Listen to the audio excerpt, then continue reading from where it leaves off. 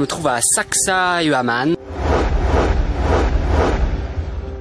La question c'est comment ils ont fait pour soulever ce rocher pour le mettre sur l'autre.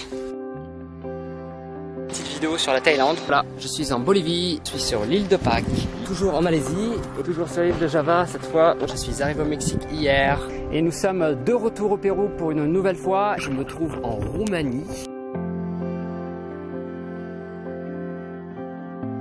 Ça serait le plus vieux temple au monde.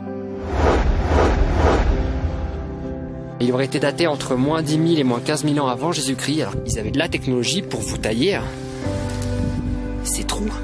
Ces trous parfaits. C'est même pas un trou, ça a été foré. Ça a été foré.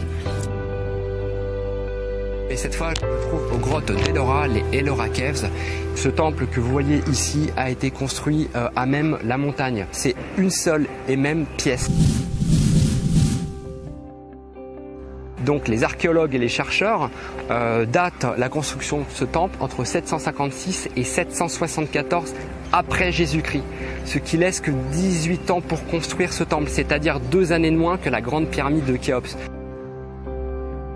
Ces grottes, elles ont été taillées donc dans cette montagne de granit il y a 2500 ans. Là, il y a encore un savoir-faire, un outillage spécial pour pouvoir arriver à cette finition qui est époustouflante.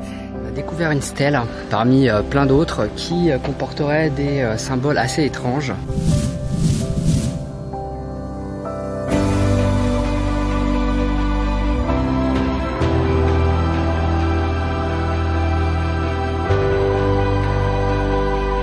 Mais pourquoi avoir fait autant de démesures? Pourquoi avoir creusé de telle façon la montagne? Comment ils vérifient en fait la précision? Quels outils ils utilisaient pour vérifier leur calcul tout simplement? C'est un mystère. Donc personne ne sait d'où ça vient, personne ne sait quelle est l'origine de cette écriture. Il y a d'autres histoires, le passé, notre évolution, tout est à remettre en question. Tout est à reconsidérer.